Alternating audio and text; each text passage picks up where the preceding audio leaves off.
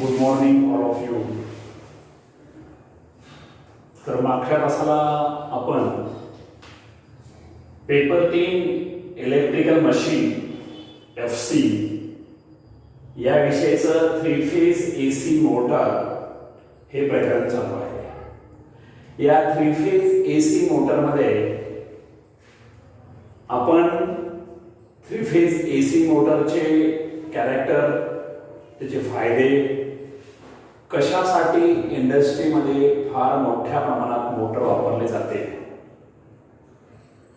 किंवा या मोटरची रचना कशी आहे, या 3 फेज AC मोटरचे डिवायडेशन कसं केलेलं आहे, वर्गीकरण कसं आहे हे आपण बघितलेलं आहे. त्यामध्ये मुख्य सिंक्रोनस आणि अनसिंक्रोनस मोटर आहे.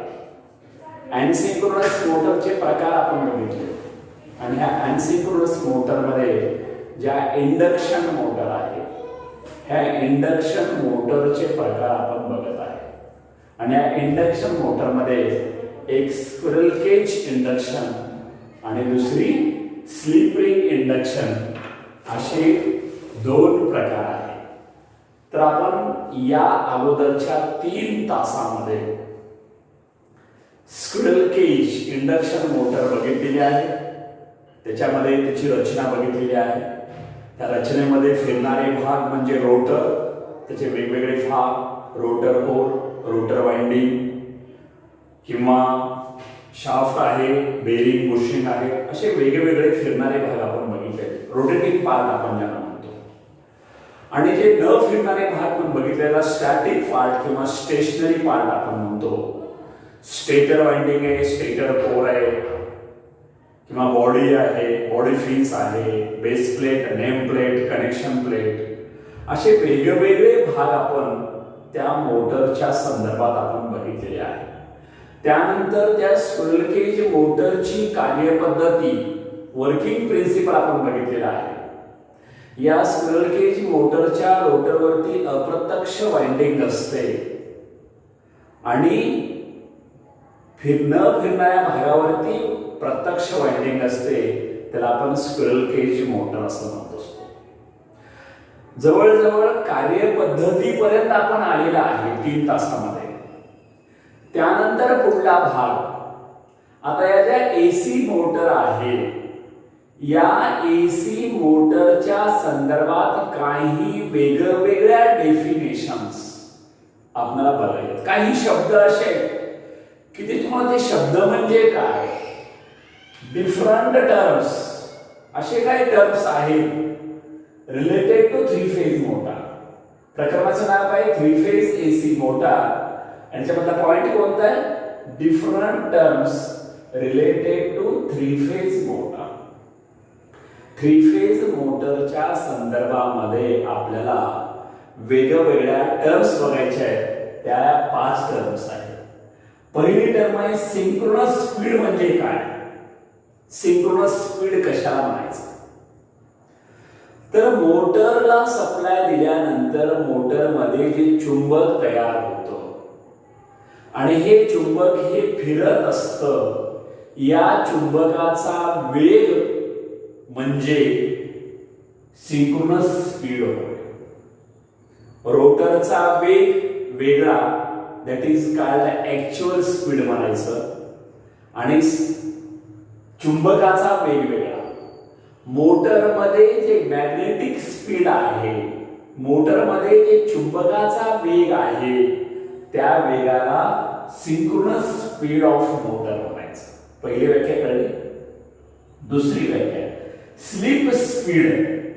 स्लिप स्पीड कशाला म्हणायचं, तर चुंबकाचा वेग व रोटरचा ऍक्च्युअल वेग या दोघांमध्ये जे फरक असतो, तो वेग आहे, त्या वेगाला स्लिप वेग किंवा स्लिप स्पीड असे म्हणतात.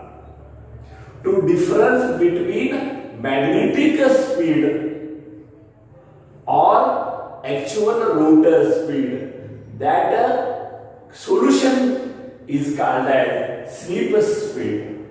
दोघांमध्ये जे वजाबाकी करून जे स्पीड येतं त्याला स्लीप स्पीड म्हणायचं.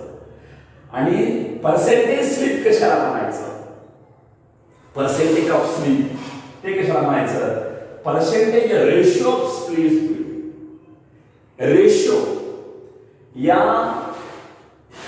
स्लीप स्पीड साठी जो रेशो आहे, मॅग्नेटिक स्पीड आणि स्लीप स्पीड या दोघांचा जो रेशो येतो त्या रेशोला स्लीप पर्सेंटेज किंवा पर्सेंटेज ऑफ स्लीप असं म्हणायचं. आलं लक्षात? तिसरं आहे चौथं आहे स्टार्टिंग टॉर्क कशाला म्हणायचं? एक मिनिट.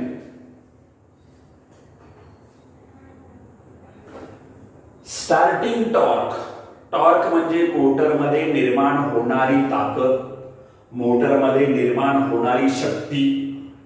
सुरुवातीला जास्त असते आणि रनिंग मध्ये कॉन्स्टंट असते. स्टार्टिंग टॉर्क आपण ज्याला म्हणतो, स्टार्टिंग टॉर्क. जे मोटर म्हणजे अल्पसेकंदामध्ये सुरुवातीला जे टॉर्क निर्माण होतं त्या टॉर्कला काय म्हणायचं? स्टार्टिंग टॉर्क म्हणायचं.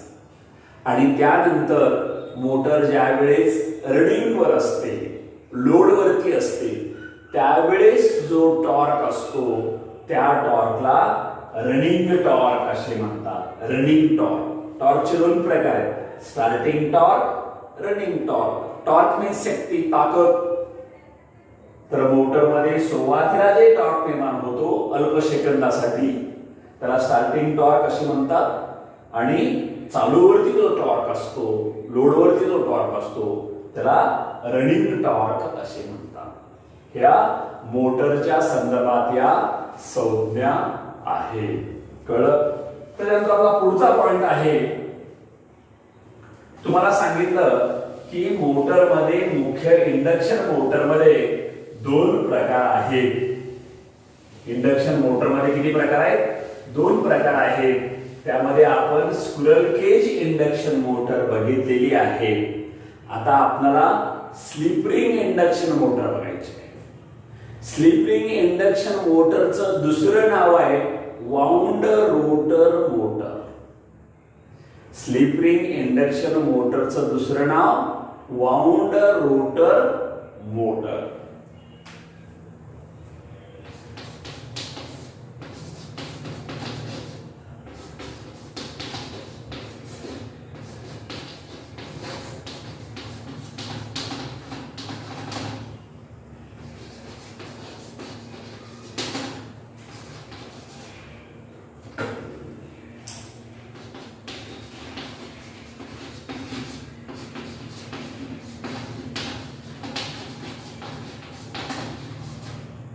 दुसऱ्या प्रकारची इंडक्शन मोटर आपली कोणती? स्लिप रिंग इंडक्शन मोटर किंवा त्याचं दुसरं नाव काय? Wound rotor motor. ज्या मोटरच्या स्टेटर वरती आणि रोटर वरती ही प्रत्यक्ष वाइंडिंग असते. स्टेटरवर तर असतेच असते, परंतु आता जे मोटर आपण बघितलं त्या अगोदर स्क्विरल केज त्याच्या रोटर वरती वाइंडिंग नव्हती, अप्रत्यक्ष वाइंडिंग होती, स्क्विरल केज वाइंडिंग होती, म्हणून त्याला आपण स्क्विरल केज मोटर म्हणतो. परंतु अशा काही थ्री फेज मोटर आहेत त्या मोटरच्या रोटरवर प्रत्यक्ष वाइंडिंग असते. त्या मोटरला काय म्हणायचं? स्लिप रिंग इंडक्शन मोटर किंवा कसली म्हणायचं? Wound rotor motor. वाउंड म्हणजे गुंडाळलेलं. ज्या मोटरच्या रोटरवर वाइंडिंग गुंडाळलेली आहे, भरलेली आहे, त्याला काय म्हणायचं? वाउंड रोटर मोटर असं म्हणायचं. तर या मोटरचे बी फिरणारे भाग आणि न फिरणारे भाग आहेत. त्याचं कन्स्ट्रक्शन जर बघितलं, थोडक्यात आपण याचं कन्स्ट्रक्शन समजा आपल्याला बघायचं आहे. स्लिप रिंग इंडक्शन मोटर म्हणजे कळलं, ज्या मोटरमध्ये इंडक्शन मोटरमध्ये स्टेटरवर पण प्रत्यक्ष वाइंडिंग असते व रोटरवर पण प्रत्यक्ष वाइंडिंग असते, त्या प्रकारच्या मोटरला स्लिप रिंग इंडक्शन मोटर किंवा वाउंड रोटर मोटर अशी ढोबळ व्याख्या आहे.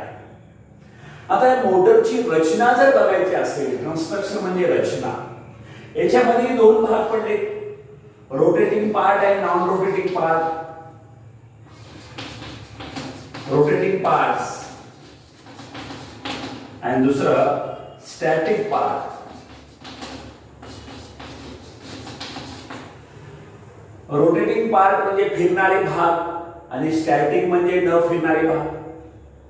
स्टॅटिक त्याला स्टेशनरी म्हणतो, त्याला स्टेटर म्हणतो आपण, ह्याला रोटर म्हणतो आणि ह्याला स्टेटर म्हणतो. बरोबर आहे.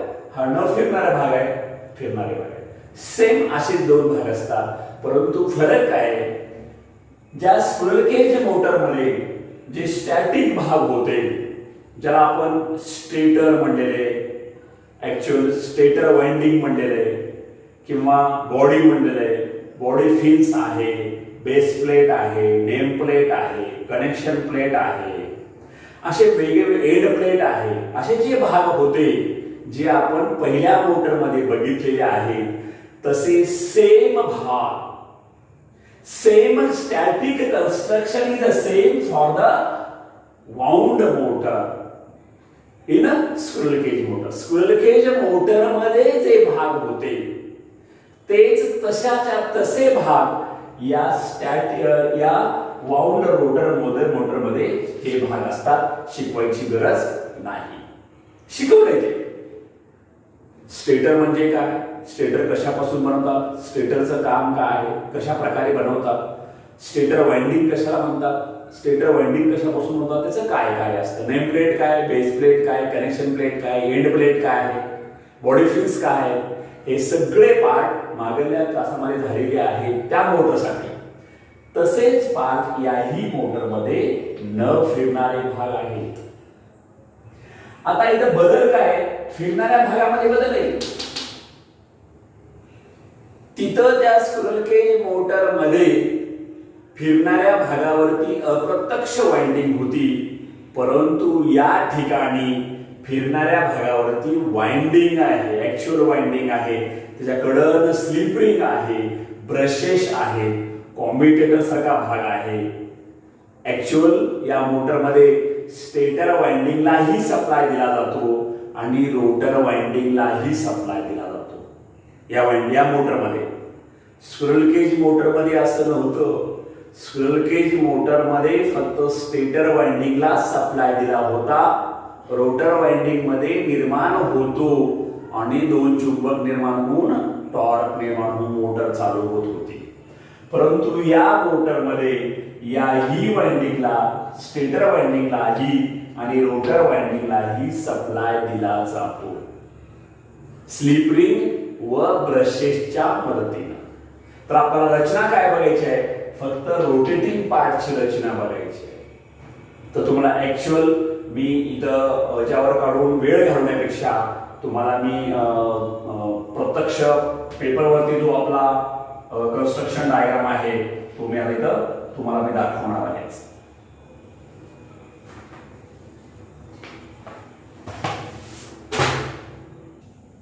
तर तुम्हाला या ठिकाणी जो स्लिप रिंग इंडक्शन मोटरचा जो रोटर आहे हा रोटर इथं प्रत्यक्षमध्ये दाखवलेला आहे. या रोटरवरती तुम्हाला प्रत्येक पार्टची मी नावं सांगतो. या रोटरवरती हा रोटर कोर आहे. हा डॉट दाखवला नाही असं पट्ट्या पट्ट्या. हा रोटर कोर आहे पूर्ण. हा याच्यामध्ये खाचा पाडलेल्या आहेत. ह्याला रोटर कोर असं म्हणायचं. ह्याला रोटर कोर. हा जो आहे हा रोटर कोर इथे लावलेले बघा, रोटर कोर म्हणून हा रोटर कोर आहे. हा रोटर कोर कास्ट आयर्न किंवा हाय सिलिकॉन पासून बनवतात व तो लॅमिनेटेड पद्धतीने बनवतात. चकत्या चकत्या असं का केलं का, चकत्या चकत्या चकत्या चकत्या. अखंड नाही आहे हा, चकत्या चकत्यापासून बनवलेला आहे. कारण याचा रेजिस्टन्स आणि इंडक्टन्स, रेजिस्टन्स कमी व्हावा आणि एडी लॉसेस कमी व्हावेत म्हणून या प्रकारे बनवलेला आहे. याचं काय काम आहे, कशाला म्हणायचं, ज्या भागावरती, ज्या फिरणाऱ्या भागावरती खाचा पाडून वाइंडिंग भरलेली असते त्या भागाला रोटर कोर असे म्हणतात. रोटर कोर कास्ट आयर्न किंवा हाय सिलिकॉन स्टील या धातूपासून बनवतात. रोटर कोरचं काम काय, तर ही जी लाल दाखवले रोटर वाइंडिंग आहे, या रोटर वाइंडिंगला धरून ठेवणं, रोटर वाइंडिंगला आधार देण्याचं काम कोण करतं, तर रोटर कोर करत असतो. दुसरं काम आहे, इथं निर्माण झालेलं रोटर चुंबक आहे, रोटर मॅग्नेट जे आहे, या रोटर मॅग्नेटचं मंडल पूर्ण करण्याचं काम हे रोटर कोर करत असतं. या रोटर कोरमधून चुंबकीय रेषा वाहत असतात. आलं लक्षात? पहिला पार्ट स्लिप रिंग इंडक्शन मोटरचं हे फिरणारे भाग मी तुम्हाला दाखवत आहे. पहिला भाग कोणता आहे? Rotor core. ज्या भागावरती फिरणाऱ्या भागावरती खाचा पाडून वाइंडिंग भरलेली असते त्या भागाला रोटर कोर असे म्हणतात. रोटर कोर हा कास्ट आयर्न किंवा हाय सिलिकॉन स्टील पासून बनवतात. रोटर कोरचं काम म्हणजे रोटर वाइंडिंगला धरून ठेवणं आणि रोटर मॅग्नेटिक सर्किट पूर्ण करण्याचं काम कोण करतं? तर रोटर कोर करत असतं. हा पहिला भाग आहे. दुसरा भाग आहे रोटर वाइंडिंग. हे काही लाल दिसते ना खाचेमध्ये, असे काही खाचा पाडून वाइंडिंग भरलेली आहे, that is called as rotor winding. आणि कसे असते? ॲक्च्युअल असते, प्रत्यक्ष वाइंडिंग असते. इथं पहिल्या मोटरमध्ये हे अप्रत्यक्ष होती, तर या मोटरमध्ये प्रत्यक्ष वाइंडिंग इथं गुंडाळलेली असते. फिरणाऱ्या भागावरची वाइंडिंग म्हणजे रोटर वाइंडिंग होय. Which winding is fitted on rotating part, that winding is called as the rotor winding. Rotor winding कशापासून बनवतात? कॉपर पासून बनवतात. हे लाल जे दाखवलं ना, हे रोटर वाइंडिंग प्रत्यक्ष वायरच्या रूपामध्ये आहे. हे रोटर वाइंडिंग कॉपर पासून बनवलेली आहे. या वाइंडिंगचं काय काम आहे? रोटर मॅग्नेट तयार करायचं. ज्यावेळेस या वाइंडिंगला सप्लाय मिळतो, करंट व्होल्टेज मिळतं, त्यावेळेस रोटर चुंबकाची निर्मिती कशापासून होते? या वाइंडिंग पासून होत असते. रोटर वाइंडिंग फिरणाऱ्या भागावरची वाइंडिंग म्हणजे रोटर वाइंडिंग आणि कॉपर पासून बनवतात. त्याचं कार्य रोटर मॅग्नेट तयार करणे. दोन मुख्य पार्ट झाले. आता तिसरा पार्ट आहे हा रोटर शाफ्ट आहे. आतमध्ये आहे असं मधू अखंड असतो रोटर शाफ्ट. ज्या भागामुळे रोटर वरी बसवला असतो, जो रोटरला आधार देतो, अधांतरी टांगला असतो, त्याला रोटर शाफ्ट म्हणतात. आणि हा रोटर शाफ्ट पोलाद किंवा मजबूत लोखंडाच्या धातूचा बनवलेला असतो. या रोटर शाफ्टवरती आपल्याला स्लिप रिंग असते, ब्रशेस असतात आणि हा रोटर पूर्ण यावरती फिट केला असतो, त्यावर वाइंडिंग असते. आणि ह्या अधांतरी ठेवण्यासाठी याचा उपयोग होत असतो. कशापासून बनवतात? लोखंड किंवा पोलाद, स्टील, स्टेनलेस स्टील आपण त्याला म्हणतो किंवा स्टील म्हणतो आपण. तर हे शाफ्ट झाला. शाफ्ट काय काम करतं? एकतर रोटर कोर रोटर वाइंडिंगला आधार देतं, अधांतरी टांगून ठेवतं आणि निर्माण झालेला टॉर्क घर्षण विरहित पुढं मेकॅनिकल भागाला पुरवण्याचं काम कोण करतं? रोटर शाफ्ट करत असतो. याचं काम निर्माण झालेला टॉर्क मेकॅनिकल भागाला पुरवण्याचं काम शाफ्ट करत असतो. आता त्यानंतर पुढचा भाग आहे आपल्याला स्लिप रिंग. हे यावरती अशा रिंग असतात, 3 रिंग असतात ह्या, आणि ह्या इन्सुलेटेड भाग करून या रिंग बसवल्या असतात. 1, 2, 3 3 फेच्या 3 रिंग आहेत. या फॉस्फरस ब्रॉन्झ पासून बनवतात. कोणता? फॉस्फरस ब्रॉन्झ या धातूपासून या रिंग बनवतात. त्याचं नाव आहे स्लिप रिंग. आणि याच्यामध्ये जी 3 फेज वाइंडिंग आहे, या वाइंडिंगचं कनेक्शन पहिल्या फेजचं या वाइंडिंगला असतं, या ब्रशला असतं, या रिंगला असतं. दुसऱ्या फेजचं या रिंगला, तिसऱ्या फेजचं या रिंगला, असं 3 फेजच्या 3 रिंग असतात. आणि ह्या रिंग या ब्रशेसद्वारे या रिंगला सप्लाय मिळतो आणि या रिंगद्वारे या वाइंडिंगला सप्लाय दिला जातो आणि इथं चुंबक तयार होत असतं. तर याच्यावरती ब्रशेस असतात, ब्रशेस दाखवले नाहीत. ब्रशेस आणि स्लिप रिंगद्वारे रोटर वाइंडिंगला सप्लाय मिळत असतो. कशावरती असतात? ह्या रोटर शाफ्टवरती फिट केलेल्या असतात. इन्सुलेटेड असतात खालून. या रोटरला ह्या टच नसतात आणि यावरती 3 ब्रशेस असतात आणि या ब्रशेसद्वारे या फिरलेलं त्या घासून असं याच्यावर सप्लाय मिळतो आणि या रोटर वाइंडिंगला सप्लाय दिला जातो. तर अशा प्रकारे ह्या कोण आहेत? Slip ring. कशापासून बनवायचं? फॉस्फरस ब्रॉन्झ या धातूपासून बनवायचं. त्यानंतर याच्यावरती ब्रशेस असतात असे, हे ब्रशेस, इथं ब्रश असतं याचं असं, याच्यावरती एक ब्रश, इथं एक ब्रश, इथं एक ब्रश, असे ब्रश असतात. आणि हे ब्रश कसे असतात? ग्राफाईडचे असतात, ग्राफाईड किंवा कार्बन धातूचे असतात. तर ह्या रोटर वाइंडिंगला सप्लाय देण्यासाठी या स्लिप रिंगच्या मदतीनं ब्रशेस सुद्धा काम करत असतात. ते ब्रशेस या स्लिप रिंगवरती घासत सप्लाय पुरवतात. ते झिजू नये म्हणून, त्याची झिजू नये म्हणून ते ग्राफाईड किंवा कार्बन या हार्ड धातूपासून ते ब्रशेस बनवलेले असतात, इथं दाखवलेले नाही आहेत.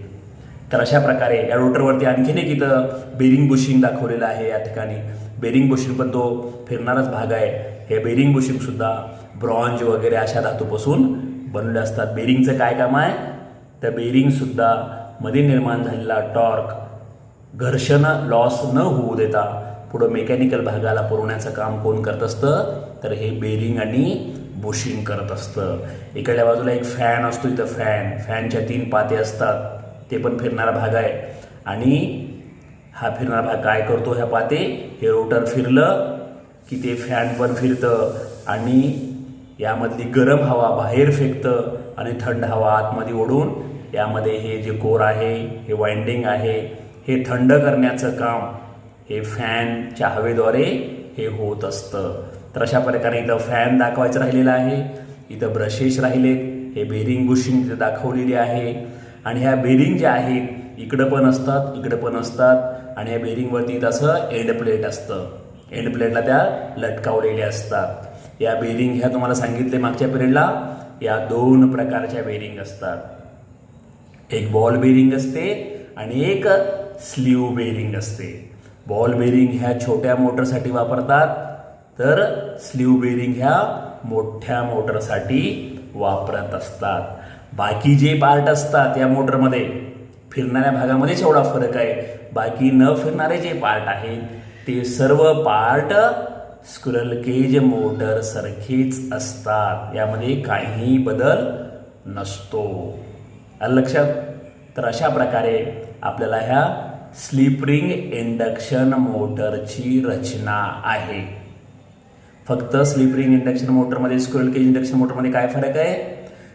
स्क्विरल केज इंडक्शन मोटरमध्ये या जी वाइंडिंग आहे, या वाइंडिंगच्या ठिकाणी जे बार असतात, वाइंडिंगचा रस करून धातूचा इथे बार भरलेले असतात.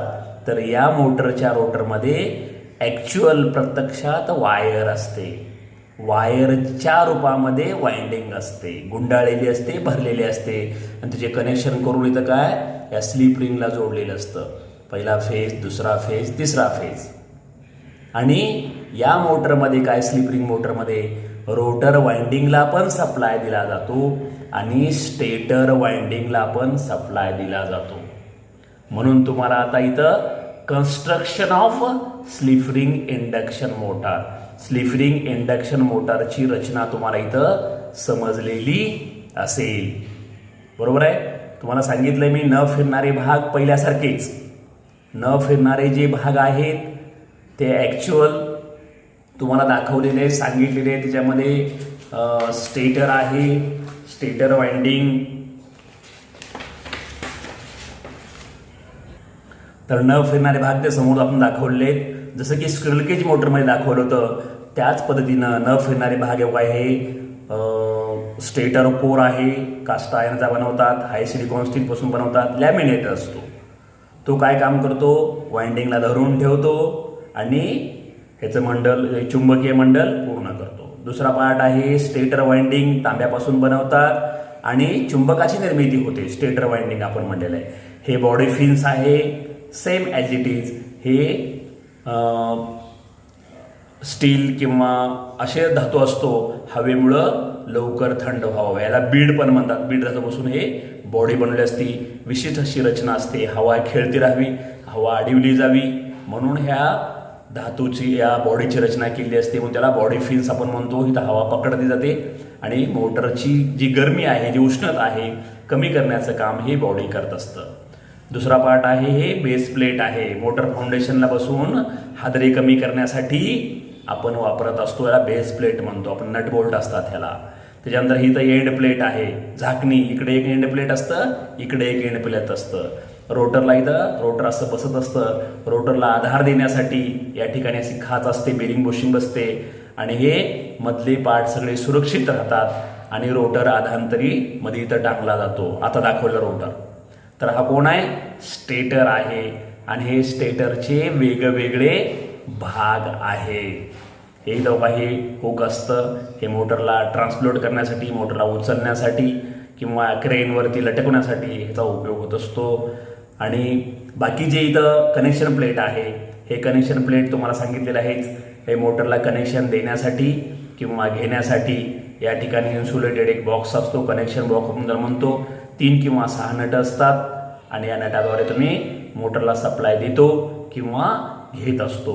पलीकडल्या बाजूला हे नेम प्लेट आहे, त्या नेम प्लेटद्वारे आपण काय करतो? मोटरची संपूर्ण हिस्ट्री, मोटरचा संपूर्ण बायोडाटा, संपूर्ण इतिहास, त्या मोटरवरती किती करंटची मोटर आहे, किती व्होल्टेज आहे, फ्रिक्वेन्सी किती आहे, या सगळ्या गोष्टीची माहिती या नेम प्लेटवरती असते. जसं आपण पहिल्या तासाला शिकलेलं आहे या मोटरची रचना, जी स्क्विरल केज मोटर शिकली, तसंच हे स्लिप रिंग इंडक्शन मोटरमध्ये जे न फिरणारे भाग आहेत, या न फिरणारे भाग दोन्ही मोटरमध्ये सारखेच असतात. आलं लक्षात?